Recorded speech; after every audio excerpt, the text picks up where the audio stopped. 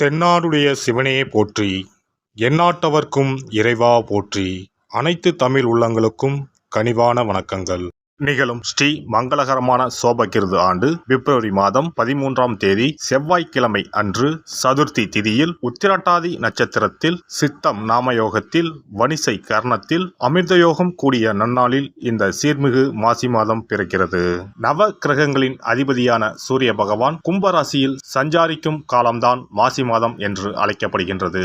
தமிழ் மாதங்களில் 11வது மாதமான மாசி மாதத்தில் மாசி மக விரதமும் மகா சிவராத்திரி விரதமும் கடைபிடிக்கப்படுவது விசேஷம். மாசி மாதத்தில் பௌர்ணமி நிறைந்த மக நட்சத்திர நாளில் கொண்டாடப்படும் விரதம் மாசி மகம். சிவபெருமானுக்கு மாசி மாதத்தின் தேய்பிறை சதுர்த்தசி நாளின் இரவில் கொண்டாடப்படும் விரதம்தான் மகா சிவராத்திரி. பிறக்கப் போகும் இம்மாதம் உங்கள் வாழ்வில் வளமும் நலமும் செல்வ செழிப்பும் பெற்று புதிய வாய்ப்புகள் புதிய வெற்றிகளுடன் மங்களகரமாக அமைய எல்லாம் வல்ல இறைவனை உளமாற வேண்டி விரும்பி கேட்டுக்கொள்கிறேன். இம்மாத கிரக நிலைகளை பார்க்கும்போது மேசத்தில் குருவும் கன்னி ராசியில் கேது பகவானும் மகர ராசியில் செவ்வாய் சுக்கிரன் புதனும் கும்பராசியில் சனியும் சூரியனும் சேர்ந்து பயணிக்கின்றனர். மீன ராசியில் ராகு பகவான் சஞ்சாரம் செய்கின்றார். கிரக சஞ்சாரங்களின் பாதிப்பால் ஒரு சில ராசிக்காரர்கள் தங்கள் வாழ்வில் மண் மீதும் பெண் மீதும் ஆசைப்பட்டு வீண் விரயங்களை அடைந்து திருவோடு ஏந்தி பிச்சை மட்டும் எடுக்கவில்லை என்ற நிலை இருந்தது. தெய்வமாய் நீங்கள் நினைத்தவர் கூட உங்களை தெருவில் நிற்க வைத்து பார்த்தனர். ஆடாத ஆட்டம் ஆடி ஒடுங்கிய உங்கள் வாழ்வில் இனி வசந்தம் வீசப்போகிறது. வரும் வாய்ப்பை சரியாக பயன்படுத்தி முன்னேறும் வழியினை பாருங்கள்.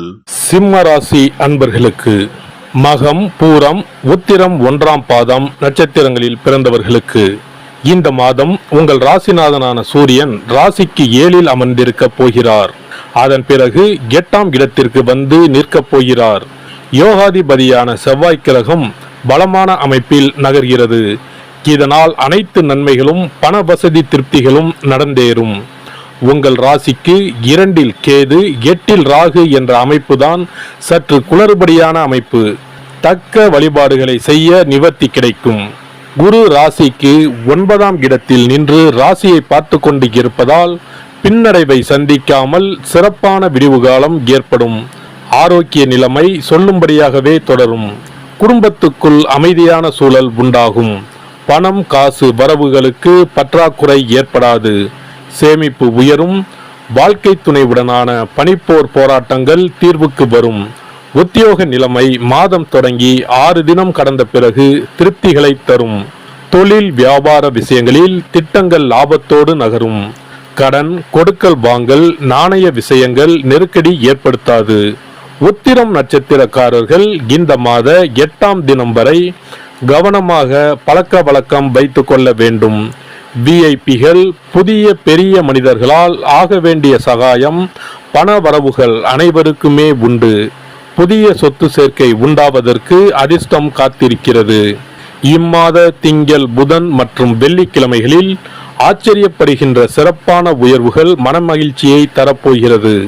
இம்மாத 3, 15, 24, 27, 30வது நாட்களில் இல்லத்திற்கான மேன்மைகளும் பொன் பொருள் சேர்க்கைகளும் ஏற்படும்.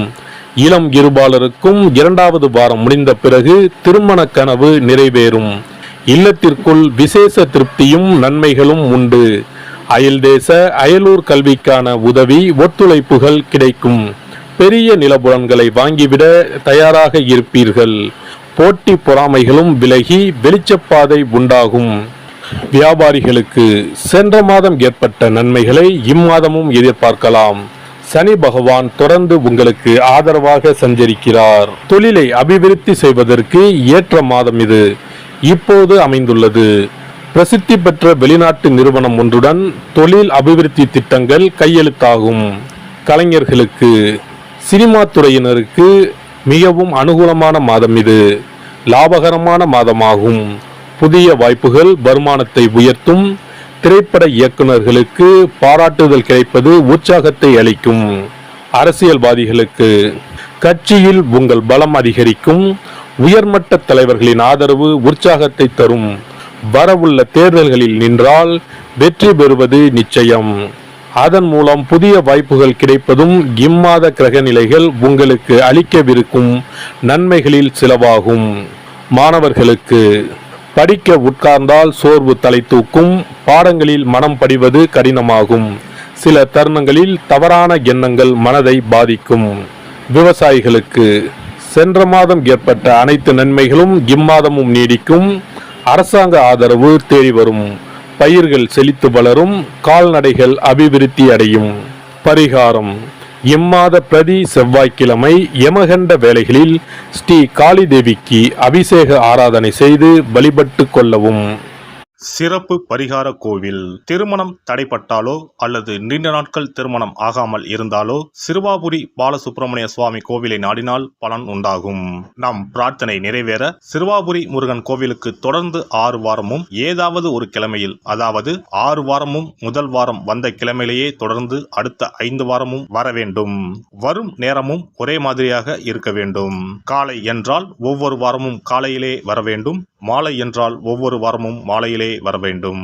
திருமணம் ஆக வேண்டிய நபர் 6 வாரமும் வாரம் ஒரு நாள் என்று 6 தடவைகள் தொடர்ந்து வந்து சிறுவாபுரி பாலசுப்பிரமணிய சுவாமியை வழிபட திருமணம் விரைவில் அமையப்பெறும். திருமணம் ஆக வேண்டி ஆண்டவனிடம் பிரார்த்திக்க வருபவர்கள் வள்ளி மணவாள பெருமானுக்கு அர்ச்சனை செய்து வர வேண்டும். 6வது வாரம் 6 அர்ச்சனைக்குரிய பொருட்களுடன் வந்து மரகத விநாயகர், மூலவர், வள்ளி மணவாள பெருமான், அண்ணாமலையார், உண்ணாமுலையம்மை, ஆதிமூலவர் ஆகிய தெய்வங்களுக்கு அர்ச்சனை செய்ய வேண்டும். வள்ளி மணவாள பெருமாள் சன்னதியில் தரும் மாலையை திருமண மாலையாக எண்ணி அணிந்து 6 முறை ஆலயத்தை சுற்றி வர வேண்டும். பின்னர் மாலையை வீட்டிற்கு எடுத்துச் சென்று திருமணம் நடைபெறும் வரை பாதுகாத்து வணங்கி வர வேண்டும். திருமணம் முடிந்ததும் தம்பதி இத்தலம் வந்து 6 தெய்வ சந்நிதிகளுக்கும் அர்ச்சனை செய்து பழைய மாலையை கோவிலில் உள்ள மரத்தில் கட்ட வேண்டும். திருமணம் தவிர மற்ற வேண்டுதல்களான வீடு, பிள்ளைப்பேறு, செல்வம், நோய் நிவர்த்தி ஆகியவை பெற வருபவர்கள் மேற்படி முறைப்படி 6 வாரமும் மூலவர் சன்னதியில் அர்ச்சனை செய்து வர வேண்டும். 6வது வாரம் மூலவர் சன்னதியில் இருந்து பெற்ற மாலையை அணிந்து 6 முறை நம் வேண்டுதலை இறைவனிடம் முறையிட்டு வெற்றி வேண்டி ஆலயத்தை வலம் பெற வேண்டும். இத்தலத்திற்கு பிரார்த்தனை செய்து வருபவர்கள் 6 வாரமும் திருப்புகழ் பாடி இறைவனை வணங்க வேண்டும். எண்ணியதை முடிக்கும் எம்பெருமானை எண்ணி நம் மனதில் நம்பிக்கையை வளர்த்து கொள்ள வேண்டும். முதல் 5 வாரங்களுக்கு ஒவ்வொரு முறை வரும்போதும் 2 தேங்காய், 2 வாழைப்பழம், வெற்றிலைப்பாக்கு, பூமாலை 1 மற்றும் 2 எலுமிச்சப்பழம் கொண்டு வந்து வணங்க வேண்டும். 6வது வாரம் ஆண்டவனை வழிபட்டு அர்ச்சனை அல்லது அபிஷேகம் செய்ய வேண்டும்.